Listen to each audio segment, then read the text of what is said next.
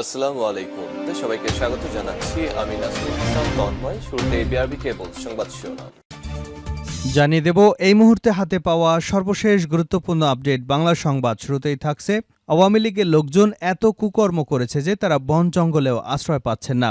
বাংলাদেশ জামায়াতে ইসলামের আমির ডাক্তার শফিকুর রহমান বলেছেন, আওয়ামী লীগের এমপি মন্ত্রী সহযোগীরা এত বেশি কুকর্ম করেছে যে তারা এখন বন জঙ্গলেও আশ্রয় পাচ্ছেন না, এখন খালে বিলে লুকিয়ে থেকেও রেহাই পাচ্ছে না।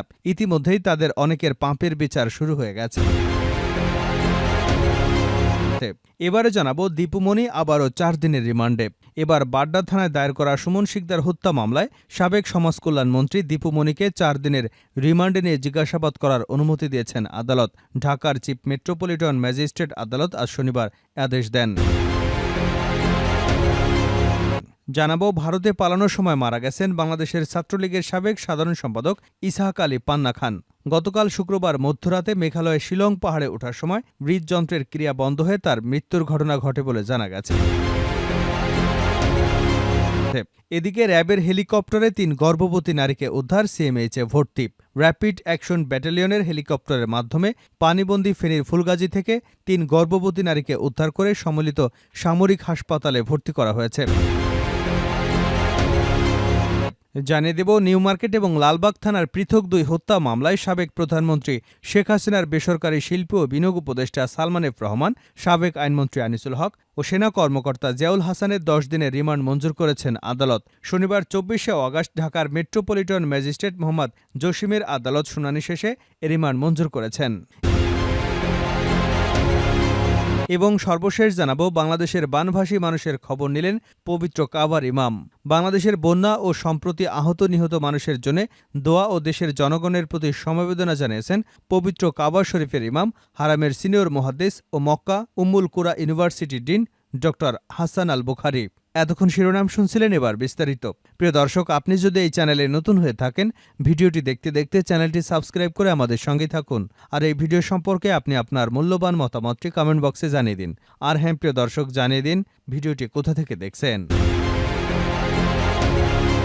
আওয়ামী লীগের লোকজন এত কুকর্ম করেছে যে তারা বন জঙ্গলেও আশ্রয় পাচ্ছে না, জামায়াতের আমির। বাংলাদেশ জামায়াতে ইসলামের আমির ডাক্তার শফিকুর রহমান বলেছেন, আওয়ামী লীগের মন্ত্রী এমপি সহ সহযোগীরা এত কুকর্ম করেছে যে তারা এখন বন জঙ্গলেও আশ্রয় পাচ্ছে না, এখন খালে বিলে লুকিয়ে থেকেও রেহাই পাচ্ছে না। ইতিমধ্যে তাদের অনেকের পাপের বিচার শুরু হয়ে গেছে। শনিবার দুপুরের কুলাউড়া উপজেলায় বন্যা কবলিত এলাকা পরিদর্শন করেন এবং দুর্গত মানুষের মধ্যে উপহার সামগ্রী বিতরণ করেন। এর আগে উপজেলার টিলাগাঁও বাজারে এক সভায় জামায়াতের আমির বলেন, চোরদের জন্য প্রতি বছর নদী বাঁধ ভাঙছে। বিগত সময় বরাদ্দকৃত কোটি কোটি টাকা চোরদের পকেটে চলে যাওয়ার ফলে নদী খনন হয়নি, তাই প্রায় প্রতি বছরই নদীর বাঁধ ভেঙে বন্যা হচ্ছে আর মানুষের জানমালের ক্ষতি হচ্ছে। বর্তমানে সৃষ্ট বন্যার জন্য প্রতিবেশী দেশ ভারতের দায় আছে।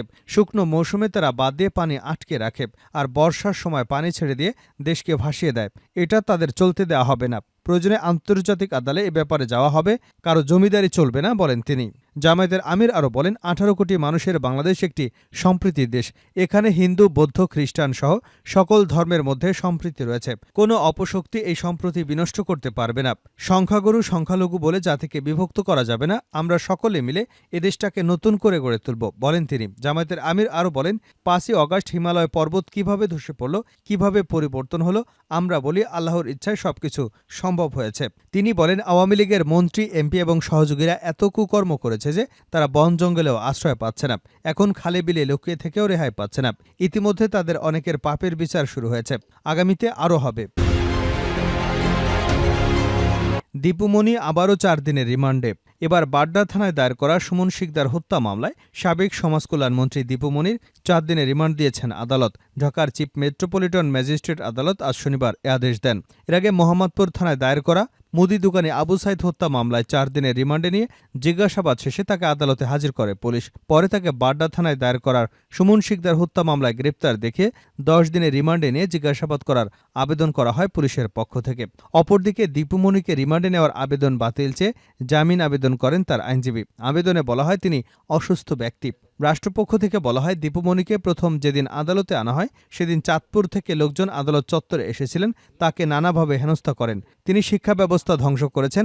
উভয় পক্ষের শুনানি নিয়ে আদালত দীপুমণিকে আবার 4 দিনের রিমান্ডে নেওয়ার আদেশ দেন। 19 আগস্ট রাতে রাজধানীর বারিধারা থেকে দীপুমণিকে গ্রেপ্তার করে পুলিশ। পরদিন তাকে মুদি দোকানি আবু সাইদকে গুলি করে হত্যার মামলায় গ্রেপ্তার দেখানো হয়।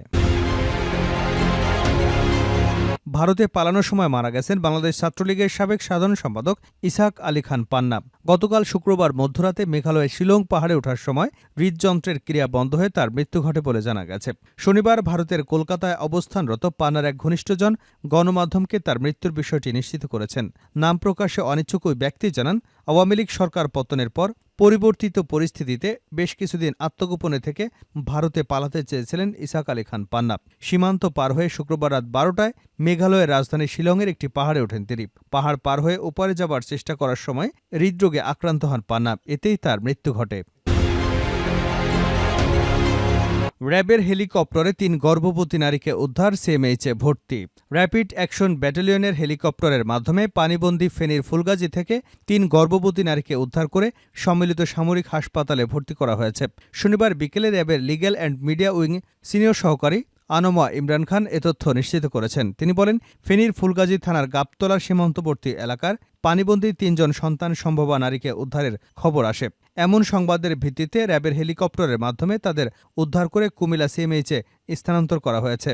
এদিকে শুক্রবার একজন প্রসূতি এবং 2 জন নবজাতককে হেলিকপ্টারে উদ্ধার করে অক্সিজেন সাপোর্ট দেওয়ার মাধ্যমে নিরাপদ স্থানে পৌঁছে দেয় র্যাব। এছাড়া নারী এবং শিশু, বৃদ্ধাসহ পানিবন্দীদের হেলিকপ্টারের মাধ্যমে উদ্ধার করে নিরাপদ স্থানে স্থানান্তর করছে RAB. Senior ASP Imran Khan বলেন, পানিবন্দী অনেক মানুষ ত্রাণ পাচ্ছিলেন না। এ ধরনের অসহায় মানুষদের খুঁজে বের করে র্যাবের পক্ষ থেকে ত্রাণ সহায়তা দেওয়া হচ্ছে। বন্যা এবং বন্যা পরবর্তী সময় খাদ্য সংকট, বিশুদ্ধ পানির দুষ্প্রাপ্যতা এবং বিভিন্ন ধরনের পানিবাহিত রোগের ব্যাপারে মানুষের পাশে থেকে কাজ করে যাচ্ছে র্যাব। বন্যার্ত মানুষের চলমান মানবিক সহায়তা কার্যক্রম অব্যাহত রাখবে র্যাব। সালমান, আনিসুল, জিয়াউল 10 দিনের রিমান্ডে। নিউ মার্কেট এবং লালবাগ থানার পৃথক 2 হত্যা মামলায় সাবেক প্রধানমন্ত্রী শেখ হাসিনার বেসরকারি শিল্প ও বিনিয়োগ উপদেষ্টা সালমান এফ রহমান, সাবেক আইনমন্ত্রী আনিসুল হক, সেনা কর্মকর্তা জিয়াউল আহসানের 10 দিনের রিমান্ড মঞ্জুর করেছেন আদালত। শনিবার ঢাকার মেট্রোপলিটন ম্যাজিস্ট্রেট মোহাম্মদ জসিমের আদালত শুনানি শেষে এ রিমান্ড মঞ্জুর করেন। এদিন নিউ মার্কেট থানার মামলায় রিমান্ড শেষে আসামি সালমান এফ রহমান, আনিসুল হক ও জিয়াউলকে আদালতে হাজির করা হয়। পরে তাদের কারাগারে আটক রাখার আবেদন করে পুলিশ। আবেদনের পরিপ্রেক্ষিতে আদালত তাদের কারাগারে পাঠানোর আদেশ দেন। পরে লালবাগ থানার ছাত্র খালিদ হাসান সাইফুল্লাহ হত্যা এবং নিউ মার্কেট থানার সবুজ আলী হত্যার অভিযোগে পৃথক 2 মামলায় তাদের 10 দিন করে মোট 20 দিনের রিমান্ডে নিতে আবেদন করে মামলা তদন্তকারী কর্মকর্তা। এ সময় আসামি পক্ষ রিমান্ড বাতিল এবং জামিন চেয়ে আবেদন করেন। অন্যদিকে রাষ্ট্রপক্ষ জামিনের বিরোধিতা করেন। উভয় পক্ষের শুনানি শেষে আদালত তাদের প্রত্যেককে রিমান্ড আদেশ করেন।